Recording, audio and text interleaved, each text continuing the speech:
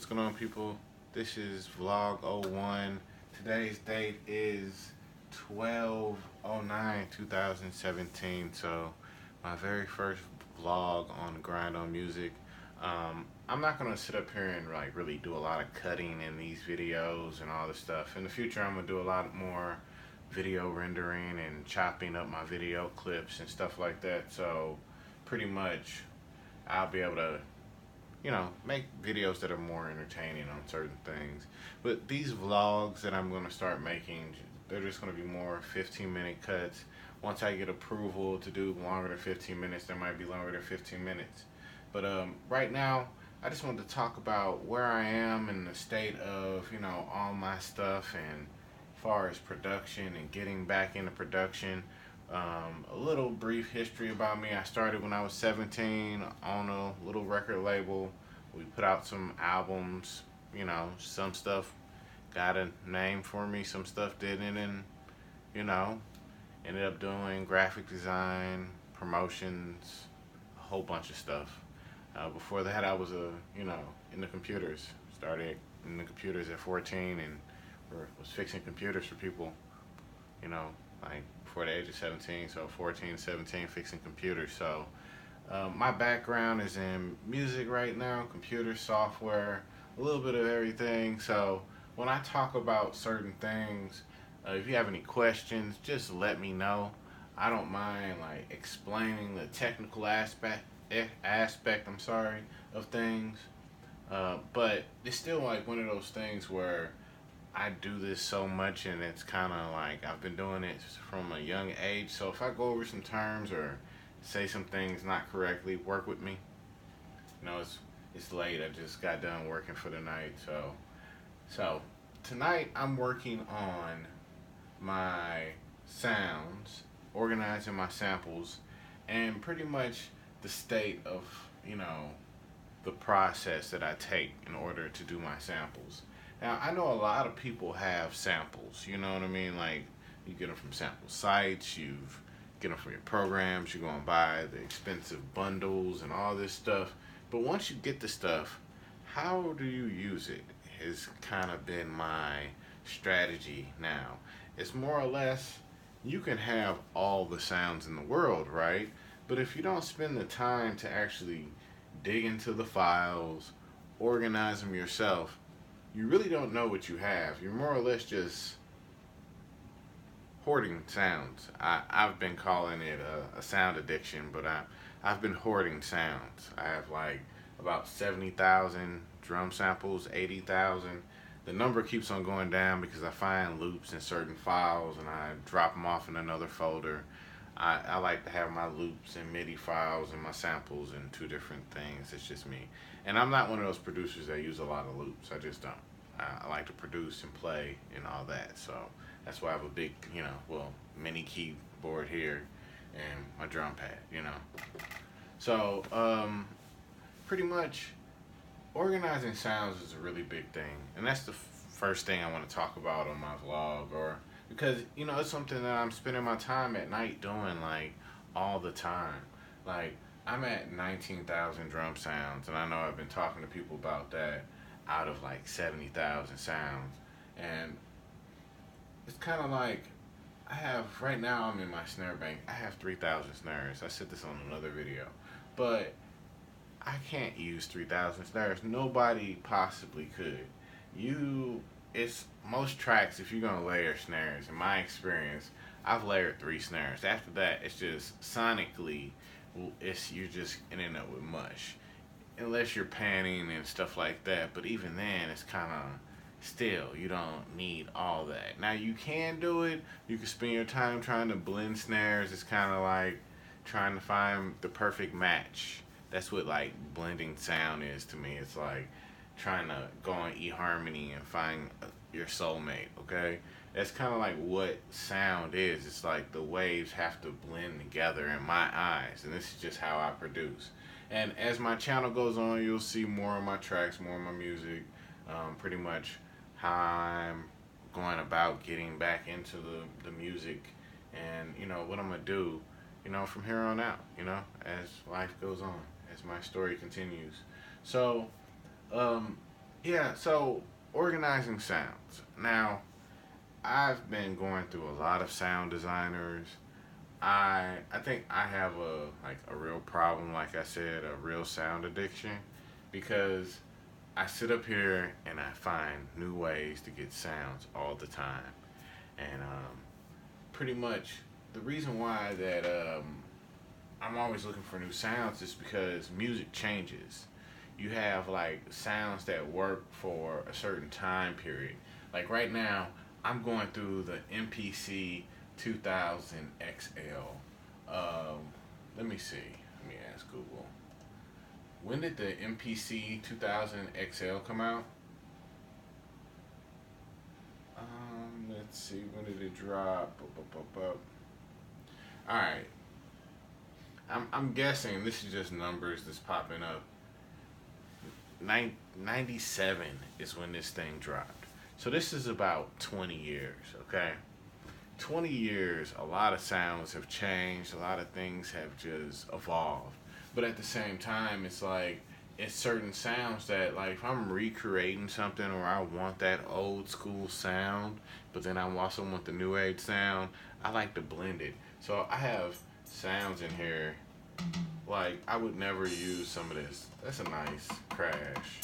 But it's like some of the sounds, they're just thin. So it's, I still like to have the sounds. And it's like one of those things where I feel like I have a real problem with, my sound addiction, because I would use some of those sounds, but I won't use them.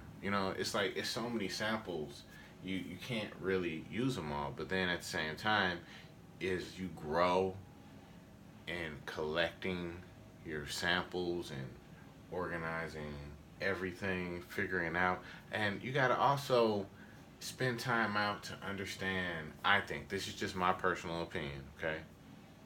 Don't sue me, okay? But if you're going to be successful in producing, you have to know what certain sounds are. You have to know how to apply them. You have to kind of know how you can use them. Now, you can always go the backwards way in, like find a sound, apply it your own way, and go about it that way. Like, it's nothing wrong with that. But at the same time, the way people are with music, and I was a DJ for a couple of years also. I've done so much, I can't even remember it all. I've just worked. Um, and during my DJing, I got into DJing because I was like, hey, I want to break records, because as a producer, it was like, well, how do I break a record? And I got into DJing so I can learn how to, break records. And it wasn't about breaking records.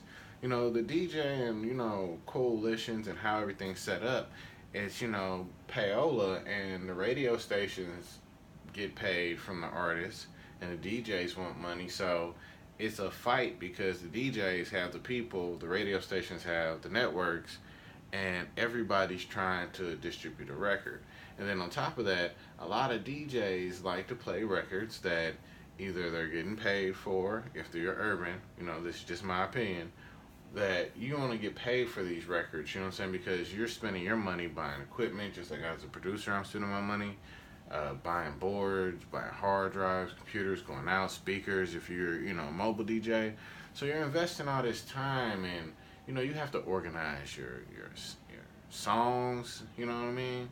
So whatever part you're in, so you're spending all this time and money, and your whole goal is to be known as a DJ, right? That's your end goal after, your investment. So you spend this money, and then you come to find out that most people just want to hear records they know. I mean, they don't want to hear you. They don't come to an event to hear something brand new all the time. Now it is records that you can just go ahead and play, and it's the new hotness. But as a DJ, you kind of like cut records short. I mean, most records didn't get more than 230 out of me. It's like it's ADD. Everybody's intoxicated. They're drinking. They're smoking. They're doing whatever, and you got to keep the party going. It's kind of like some people can't sit still, and that's what that is. So that's just me psychologically analyzing it. Sorry for any misusage of terms or whatever.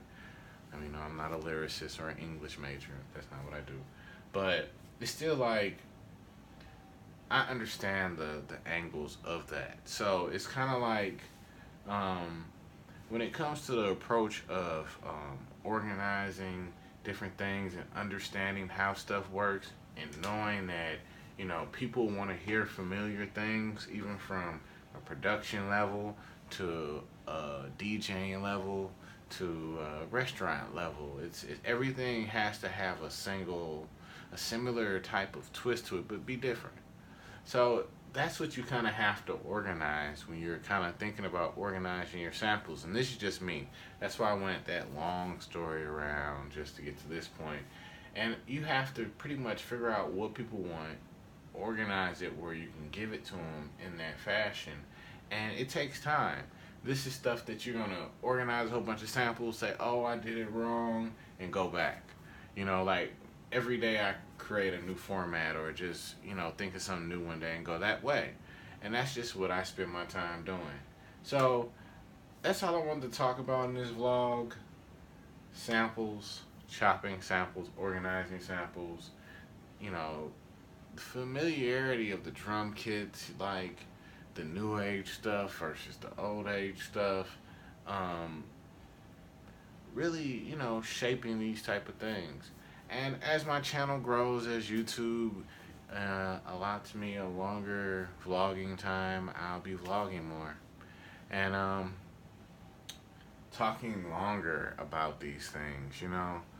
Maybe getting a chat up where I can get more involved with you and really, communicate about these things, because I'm all about sharing my ideas so I can grow those concepts. And it's kind of like you don't grow if you're hiding your ideas. And you got to understand, like, an idea is nothing without the execution of the idea. You can have the idea. I can have all these sounds, but until I execute my organization strategy, it's just an idea. So I'm up at almost 1 a.m. on a Friday night where everybody's turned up. I'm not. I'm here grinding. It's in the name, baby. And I'm gonna go ahead and finish up these samples.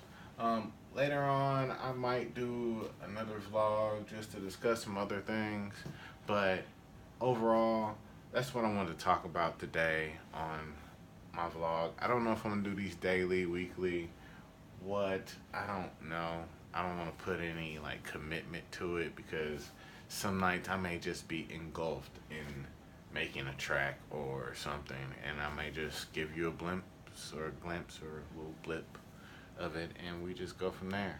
So I hope you don't mind me recording on my iPhone. I hope you don't mind me going cross-eyed because I'm looking at myself and all that, but it's a work in progress, and I'm gonna use what I have. Use what you have so you can get more. So at least when you get more, you'll already be in the habit of using what you have.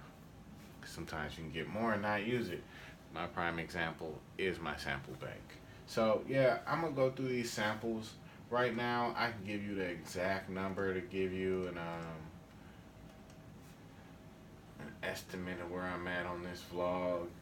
And as I go on, I'm gonna spend more time, organizing more stuff. And let me see where I am on here, so we can pretty much see. Let's see. Here am I going here? Turn that off. Okay. So to this date, and I'm gonna cut the video off because I'm almost up. We're at 19,755 sounds, and my total library has 73,545 samples. So yes, I have some work to do. I plan on cutting that number down. It's no way I'm gonna probably need half of that stuff. I don't know. I may have some duplicates. Let's hope. But yeah, I'm gonna go through this stuff. Plus, I'm getting new stuff every month, so we're gonna go through that stuff also. So this is pretty much gonna be my vlog about samples for right now and other stuff. So, have any other questions? Subscribe, like the video. Let me know if you need anything else, people. And I'm out. 15 minutes is up.